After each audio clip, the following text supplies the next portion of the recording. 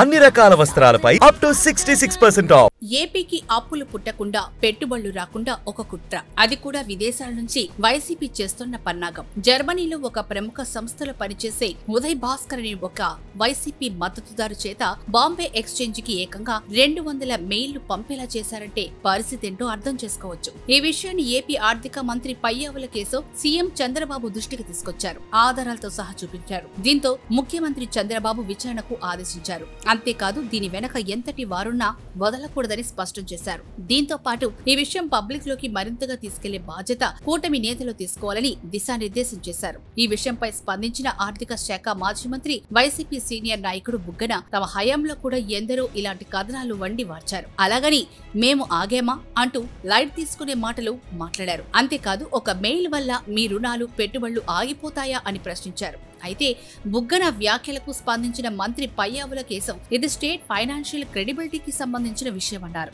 గతంలో మీ హయాంలో 2024 మార్చిలో 7,000 కోట్లకు ఇలాగే రుణం కోసం ప్రయత్నించారు. మీపై నమ్మకం లేక పెట్టుబడిదారులు రుణం ఇవ్వలేదు.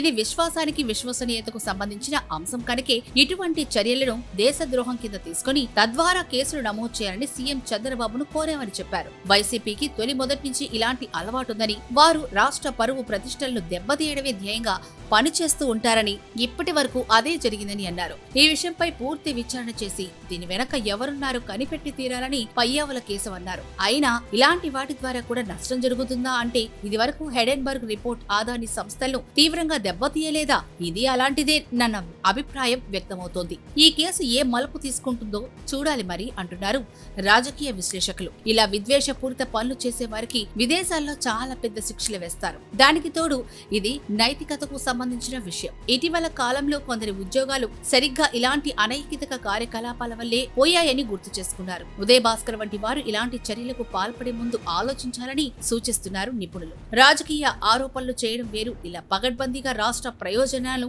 దెబ్బతీసే విధంగా వ్యవహరించడం వేరని, ఇలాంటి వారికి గట్టిగా బుద్ధి చెప్పుకుంటే కష్టమని సూచిస్తున్నారు రాష్ట్ర శ్రేయోభిలాషులు.